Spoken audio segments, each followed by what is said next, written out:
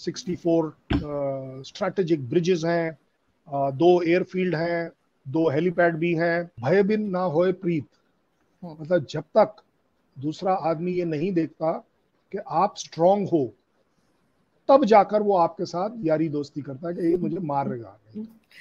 इसी तरह चाइना हर वो चीज जो डिफेंसिव मेंटालिटी से बनाई जाती है, उसके पीछे एक छुपा हुआ ऑफेंसिव इंटेंशन भी होता है। हम ये नहीं कह पाएंगे चलिए जी चाइना अटैक करेगा तो हम यहाँ से कुछ करेंगे, नहीं। लोग ये देखते हैं ना टीवी में कि यार उधर ये भी हो रहा है, उधर तरक्की हो रही है, उधर G20 हो रहा है वहाँ पे ये, और हमारे इधर क्या हो रहा है, डंडा चल रहा है जनाब। फिर वो पाकिस्तान बांग्लादेश वाली हालात बन जाएंगे, 71 वाले। But more important is POK के ऊपर पाकिस्तान को अब अगर ध्यान नहीं दिया तो unfortunately it is heading the Bangladesh way. Bangladesh में भी इसी तरह से आग बढ़ती चली गई। पाकिस्तान आर्मी ये सोचती रही कि नहीं जी हमारा श्रीमान जी वहां बैठा हुआ है, नियाजी साहब, वो सब कुछ ठीक कर देगा। 96,000 आर्मी सरेंडर करती है 20,000 लोगों के सामने। Oh my God. But it is not because of surrender, it is because they were not, उनके अंदर वो जज्बा ही नहीं था, क्योंकि वो अपने आप को फील करने लगे थे कि वी आर ऑक्यूपाइंग फोर्स। और जो बांग्लादेशी थे उन्हें लगने लगा था कि अब हम इनसे पार पालेंगे, चलिए इंडिया के सपोर्ट से, कोई बड़ी बात, मुक्ति वाहिनी के सपोर्ट से। लेकिन आपको ये बात बड़ी जिम्मेदारी से माननी पड़ेगी, जब तक पब्लिक आपके साथ नहीं आती, कोई फोर्स लगा लीजिए, आप जीत नहीं पाएंगे। POK आज उस दौर से गुजर रहा है, बिकॉज पाकिस्तान में ऐसा कभी नहीं हुआ POK में कि यस लोगों ने बोल दिया कारगिल का दरवाजा खोलें, बॉर्डर का दरवाजा खोलें, हमें जाना है, हमें जाना है, और 100 आदमी, 10 आदमी, 50 आदमी चलिए डिसग्रंटल हो सकते हैं, मासेस है इसका, हजारों की तादाद में लोग आ गए। 14 अगस्त POK में क्यों सेलिब्रेट नहीं हुआ, 15 अगस्त क्यों हुई सेलिब्रेट? मैं ये नहीं बोल रहा हूं कि वो मैं अपने को बड़ा करूं, लेकिन आपको ये समझना पड़ेगा कि लोगों के अंदर एक अलग चीज की भावना आ गई है। उन्हें लगता है कि जिस तरीके से JNK इंप्रूव कर रहा है, थोड़ा बहुत प्रॉस्पर कर रहा है, लोगों के पास पैसा आ रहा है, आलीशान बंगले आ रहे हैं, एक से एक बढ़िया उन्होंने मार्केट्स बना रखी हैं, एक ओवरऑल डेवलपमेंट दिखती है, सड़कें अच्छी बन गई है, एयरपोर्ट अच्छा बन गया है। POK में आज भी अगर आप बिल्डिंग्स को देखने की कोशिश करें तो कोई मल्टी स्टोरेड बिल्डिंग नहीं मिलेगी, बड़े डिंजी से खंडर जैसे घर मिलेंगे। सड़कें जो हैं वो ऐसे दिख रही हैं जैसे कि बाबा आदम जमाने की हैं, क्योंकि डेवलपमेंट आप वहां नहीं कर रहे थे। आपको अगर किसी भी सोसाइटी को अपने पास रोकना है तो उसको 2 चीजें देनी पड़ेगी, एक है इज्जत और दूसरी है overall development, quality of life. जब दोनों चीजें कंप्रोमाइज हो जाती हैं तो लोगों के अंदर जो भड़ास है महंगाई की, वो एक भयानक रूप ले लेती है तीनों को मिलाकर, और वही इस समय POK में हो रहा है। दूसरी आगे बात स्ट्रैटेजिक डिफेंस की, हर वो चीज जो डिफेंसिव मेंटालिटी से बनाई जाती है, उसके पीछे एक छुपा हुआ ऑफेंसिव इंटेंशन भी होता है। हम ये नहीं कह पाएंगे चलिए जी चाइना अटैक करेगा तो हम यहां से कुछ करेंगे, नहीं।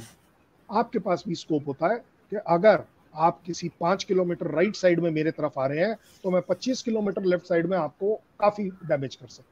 रिएक्शन कैपेबिलिटी के साथ एक्शन कैपेबिलिटी इसलिए बढ़ गई कि अब आप जब तक चाइना जगेगा, उन कुछ सेकंड्स में आप अपने बॉम्ब गिराकर शायद वापस भी आ जाएंगे, because it takes time for everybody.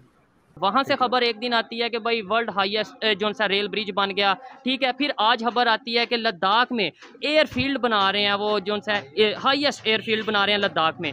दूसरी साइड पाकिस्तान से खबर आती है, कभी खंबे उखाड़ के वो फेंक देते हैं कि भाई हमें जो, या कभी प्रोटेस्ट की खबर आती है। दोनों साइड कश्मीर की जो सिचुएशन है अब तक मैंने रखी, आपने भी थोड़ा बहुत देखते ही होंगे सोशल मीडिया पे। आने वाले टाइम में कश्मीरी क्या सोचेंगे, या इवन अभी से क्या सोचने लगे हैं, वो तो वही देख रहे हैं वहाँ डेवलपमेंट और यहाँ उनको अगर हम उनके हकूक हकूक सही तरह नहीं ना देंगे तो वो लोग बदजन हो जाएंगे, फिर वो पाकिस्तान बांग्लादेश वाली हालात बन जाएंगे 71 वाले। ठीक है, वो फिर प्रोटेस्ट करेंगे, वो कहेंगे हमें बिल्कुल सेपरेट कर दो, फिर यही हो सकता है। गिलगित में ऑलरेडी प्रोटेस्ट हुआ है, उन्होंने तगड़ा प्रोटेस्ट हुआ वहाँ पे। हाँ जी, बड़ी तादाद में प्रोटेस्ट हुआ है। उन्होंने ये बोला कि कारगिल का रास्ता खोल दो, यानी इंडिया के साथ हमें। वो लोग ये देखते हैं ना टीवी में कि यार उधर ये भी हो रहा है, उधर तरक्की हो रही है, उधर G20 हो रहा है वहाँ पे ये, और हमारे इधर क्या हो रहा है, डंडा चल रहा है जनाब। प्रोटेस्ट करने जा रहे हैं जनाब, डंडा चल जाता है, पुलिस वाले पीछे पीछे, अगर बंदा हाथ नहीं चढ़ा तो उसके बहन भाइयों को उठा लिया, उसके बाप को उठा लिया, भाई को उठा लिया। ये ऐसे हालात रहेंगे ना तो फिर बड़ी मुश्किल हो जाएगी, बड़ी मुश्किल हो जाएगी। कभी वर्ल्ड हाईएस्ट रेल ब्रिज वो बनाते हैं, पिछले साल की खबर थी, अभी खबर ये चल रही है वो एयरफील्ड बना रहे हैं, फाइटर एयरफील्ड बना रहे हैं लद्दाख वाले एरिया में, अनाउंस कर चुके हैं। और दूसरे पाकिस्तान साइड पे कभी कोई प्रोटेस्ट कभी कोई प्रोटेस्ट, ये इतना फ़र्क क्यों नज़र आ रहा है? और फिर हम कहते हैं आज़ाद करवाना है। एक्चुअली किसी भी माशरे की खुशहाली या बदहाली का मुनहसिर जो होता है वो उसकी इकनॉमिकल ग्रोथ के ऊपर होता है। ऐसा ही है। और इंडियन इकनॉमी की एक ग्रोथ कर रही है, उनकी GDP काफ़ी अच्छी है, जबकि पाकिस्तान अभी इस वक्त इकोनॉमिकल क्राइसिस के अंदर जा रहा है। आप सबके सामने करंट सिचुएशन है। तो एक्चुअली इंडिया जो है इस चीज़ के ऊपर काफ़ी ज़्यादा इन्वेस्ट कर रहा है। उसने जो अभी चांद के ऊपर अपना मिशन भेजा है, वो भी उसकी एक बड़ी अचीवमेंट है। लेकिन G20 की मीटिंग हुई है, दुनिया की बड़ी बड़ी पावरफुल कंट्रीज वहाँ पे आई थी, मतलब इस तरीके से अपने रिलेशन भी बेहतर कर रहे हैं। वो सारी चीज़ें इस बेस के ऊपर है क्योंकि इंडिया एक बड़ी जो है वो मार्केट है हर सेलर के लिए। उनके पास काफ़ी ज़्यादा मतलब जो है वो कंट्रीज़ चाहते हैं कि उनके साथ ट्रेड करें। पाकिस्तान भी एक बड़ी मंडी ज़रूर है, लेकिन इस वक्त इकोनॉमिकल क्राइसिस में है और इन्वेस्टर जो है वो पाकिस्तान में भी इन्वेस्टमेंट नहीं करना चाहता। मीडिया के ऊपर जंगें लड़ी जाती हैं और तो बस। अच्छा, मीडिया की अगर बात करें, कौन अब जो 5th जनरेशन वार की अगर बात करें, आपके ख्याल में इंडिया पाकिस्तान में कौन जो सा वो बेहतर तरीके से काम कर रहा है? आप देख लें उधर IT के सेक्टर को काफ़ी ज़्यादा सपोर्ट किया जाता है, यानी इधर भी हम ही पीछे नजर इधर भी हमें IT सेक्टर के अंदर काफ़ी ज़्यादा मेहनत करने की ज़रूरत है, क्योंकि हमारे इधर जो टैलेंट आता है उसको उस तरह से इधर मतलब यूटिलाइज़ नहीं किया जाता। और हमारी जो एजुकेशन है अभी तक हम लोग ज़्यादातर जो है वो दूसरे निज़ामों से उठाई हुई किताबें पढ़ते हैं। वही नहीं, दूसरे निज़ामों से नहीं, वही सिस्टम जो पहले चल रहा था 1947 से वही चलता आ रहा है, हमने चेंज नहीं किया। दुनिया मॉडर्न हो चुकी है। आपका इवन के कॉन्स्टिट्यूशन और आपकी काफ़ी ज़्यादा लॉ की बुक्स जो हैं वो इवन उधर से ही बिलोंग करती हैं, जो ईस्ट इंडिया कंपनी या दूसरी से जो कंबाइन बरसगीर था, वो सारा जो लॉ की बुक्स हैं काफ़ी ज़्यादा उसके अंदर ही मौजूद है। रिसेंट टाइम्स में इंडियन जम्मू एंड कश्मीर में बहुत ही बड़े बड़े इवेंट्स हुए, जैसे कि G20 की एक मीटिंग हुई।